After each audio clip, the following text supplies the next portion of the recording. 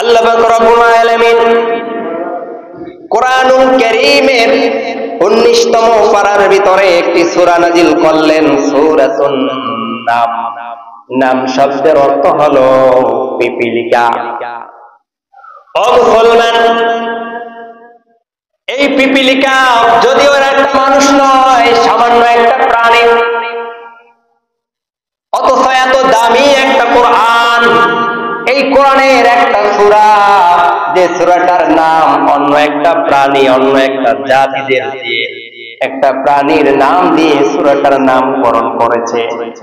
শুধু একটা আর দুইটা নয়, কোরআনুল কারীমের ভিতরে এমন বহু সংখ্যক সূরা রয়েছে যে সূরাগুলো আল্লাহ পাক রব্বুল আলামিন অন্যান্য প্রাণীদের নাম দিয়ে নামকরণ করেছে। এর কারণ হলো আল্লাহ পাক রব্বুল আলামিন এগুলো দ্বারা তার বান্দা বান্দীদের জন্য শিক্ষা দিতে চায়।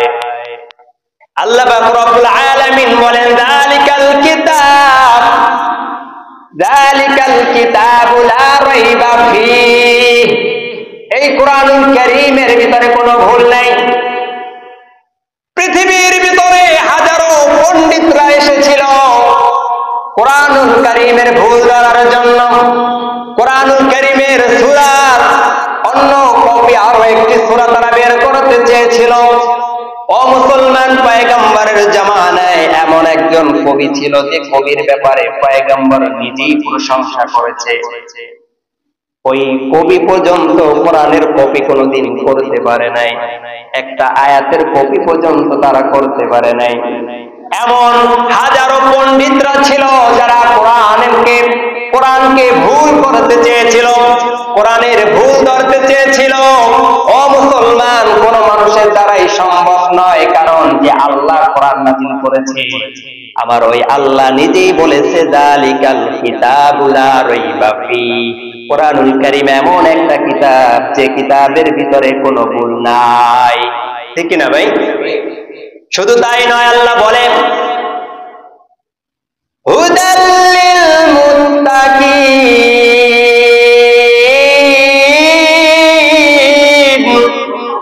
আল্লাহ পাক রব্বুল আলামিন বলেন, ও দুনিয়ার মানুষ, এই কোরআন আমি আমার মুত্তাকিনদের জন্য হিদায়াত করে আমি এই দুনিয়াতে কোরআনকে আমি নাজিল করে দিয়েছি। মুত্তাকিনদের জন্য হেদায়েত আল্লাহর এই কোরআন। এই কারণে আল্লাহ বলে, বিভিন্ন প্রাণীদের নাম দিয়ে নামকরণ করেছি কোরআনুল কারীমের বিভিন্ন সূরাগুলো। একটাই মাত্র কারণ, আল্লাহ পাক রব্বুল আলামিন তার বান্দা বান্দীদের জন্য শিক্ষা দিতে চায়। শুধু তাই নয়, এই কোরআন এমন একটা কোরআন, এই কোরআন ঈমানদের জন্য, ঈমানদার মুত্তাকিনদের জন্য হলো শিফা। ওয়া নুনাজ্জিলু মিনাল কুরআনি মা হুয়া শিফাউন ওয়া রাহমাতুল লিল মুমিনিন।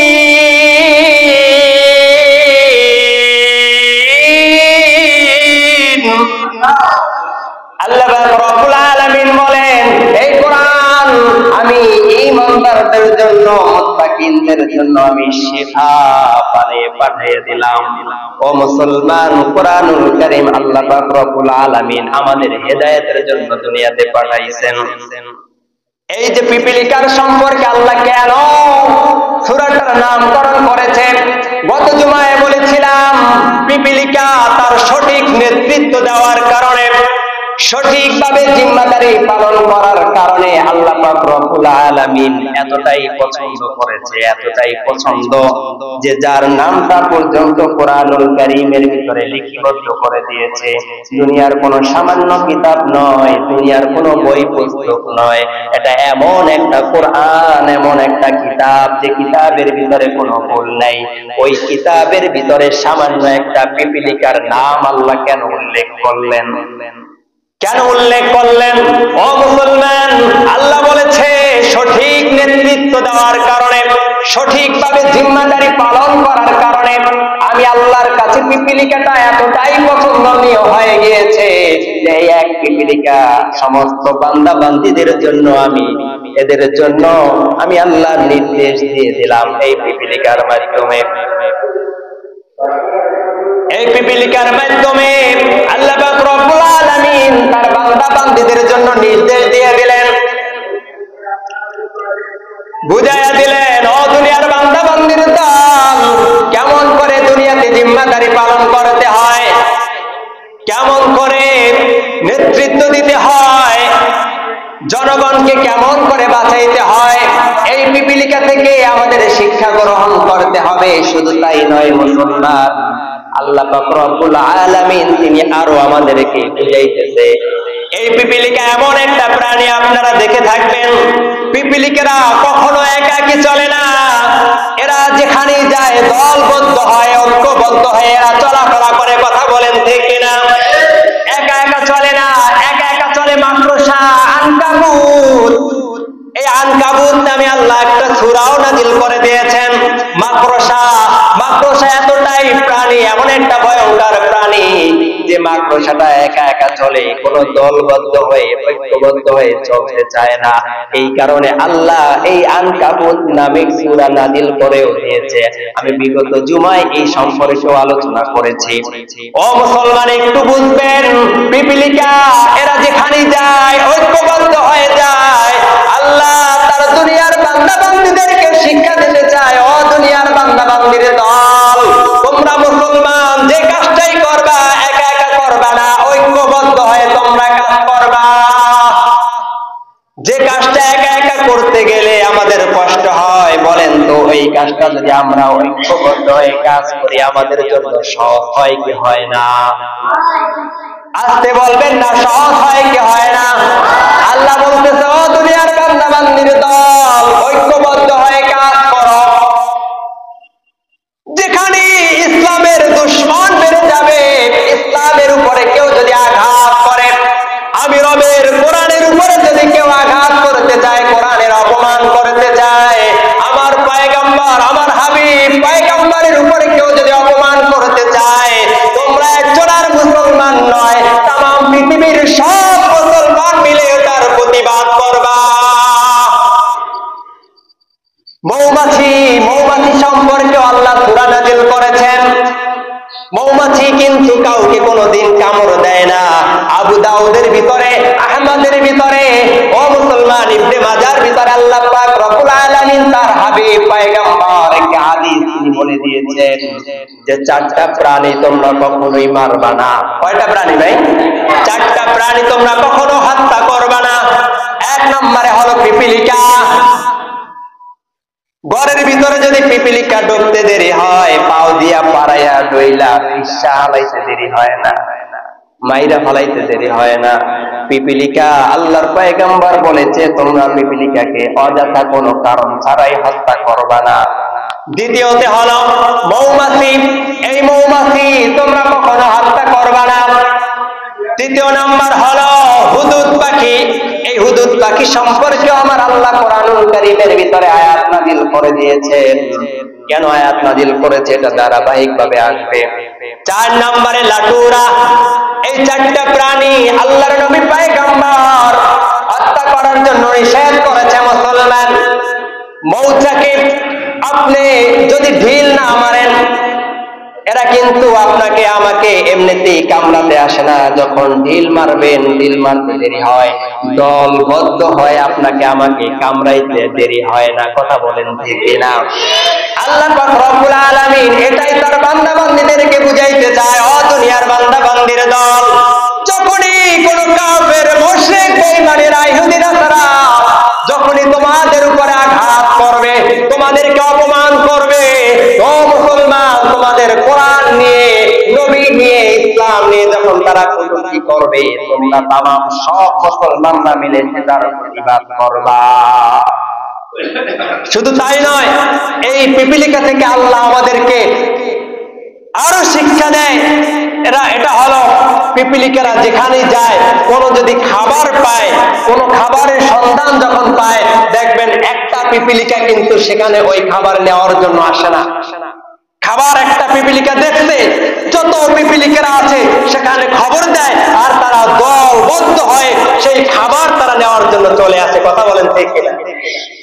মুসলমান এমন একটা অবস্থা হয়ে গিয়েছে, এত পরিমাণ লোভ, যত পায় তত তার লাগে। অথচ পিপিলিকা, একটা পিপিলিকা যখন কোনো খাবারের সন্ধান পায়, তাম সব পিপিলিকাদেরকে নিয়ে এসে ওই খাবার তারা বন্টন করে খায়। আল্লাহ বুঝাইতে চায়, দুনিয়ার মুসলমান, তোমরা পিপিলিকাদের মতো ঐক্যবদ্ধ হও, খাবার পাইলে সব একলা পেটের ভিতরে ঢুকায়ও না, তোমার পাশে অসহায় যে ভাইরা আছে এদেরকে নিয়ে খাও। সাহাবীরা তারা ব্যবসা বাণিজ্য করে, এক সাহাবী তার দোকান ভালো চলে, আর এক সাহাবীর দোকানটা ভালো চলে না। যে সাহাবীর দোকানটা ভালো চলে তিনি হিসাব করে দেখলো আমার সারা দিনের আজকে রিজিকের ব্যবস্থা হয়ে গিয়েছে, তাই তিনি দোকানটা বন্ধ করে দেয় যে আমি যদি সারা দিন দোকানটা খোলা রাখি তাহলে আমার এই ভাইটার দোকান ভালোভাবে চলবে না। তাই তিনি তার দোকানটা বন্ধ করে দেয় তার ভাইটার জন্য। আর আমরা এমন একটা জাতি, আমার দোকানে 2 নাম্বার পণ্য আমি উঠাইয়া রাখছি, কেউ যদি জিজ্ঞাসা করে ভাই পণ্যটা তো ভালো নয়, আমরা আরো উল্টা জবাব দিই, আমার মতো এত ভালো পণ্য এই সারা বাজারের ভিতরে পাইবা না, ঠিক কিনা ভাই? অথচ তার পাশের দোকানে ভালো জিনিস আছে, বলবে না যে আমার চাইতে তার দোকানে যাও তারটা ভালো পাবা, এই কথা কোনো ব্যবসায়ীরা বলবে না। এই হলো আমাদের চরিত্র, আমাদের আখলাক। অথচ আল্লাহ তাআলা শিক্ষা দিতেছে, ও দুনিয়ার বান্দা বান্দির দল, পিপিলিকার মতো নেতৃত্বে দাও, জিম্মাদারি আদায় করো, পিপিলিকার মতো ঐক্যবদ্ধ হয়ে কাজ করো। পিপিলিকার ভিতরে যেমনটা ঐক্যবদ্ধ হয়ে কাজ করা ঠিক তেমনটা বাস্তবায়ন করো। অথচ এই পিপিলিকা পৃথিবীর ভিতরে সবচাইতে কি অনেক বড় প্রাণী নাকি ক্ষুদ্র প্রাণী ভাই? অথচ আল্লাহ পাক রব্বুল আলামিন যত প্রাণী বানাইছে সবচাইতে দুর্বল, ক্ষীণ, সবচাইতে দুর্বল করে কাদেরকে বানাইছে ভাই? মানুষদেরকে বানাইছে। সবচাইতে দুর্বল অথচ সবচাইতে দামি আবার করেছে কাদেরকে ভাই? মানুষদেরকে। একটা পিপিলিকার কি পরিমাণ শক্তি আমাদের চোখে বাজে না, দাঁড়াইলে তো চোখেই দেখি না, বসে ভালো করে চাইলে একটা পিপিলিকা দেখা যায়। অথচ বিজ্ঞান গবেষণা করে দেখেছে একটা পিপিলিকার তার শরীরের যে পরিমাণ ওয়েট, যে পরিমাণ ওজন, তার চাইতে 40 গুণ ওজনের বস্তু তিনি বহন করার শক্তি একটা পিপিলিকা রাখে। চিন্তা করা যায়। আর একটা মানুষ ওজন কয় কেজি? 100 কেজি ধরলাম হাইস্ট, সে কি 200 কেজির ওজন বহন করতে পারবে ভাই? সম্ভব। অথচ একটা পিপিলিকা তার ওজনের চাইতে 40 গুণ ওজনের বস্তু তিনি লওয়ার ক্ষমতা রাখে। শক্তি বেশি কার? মানুষের নাকি পিপিলিকার?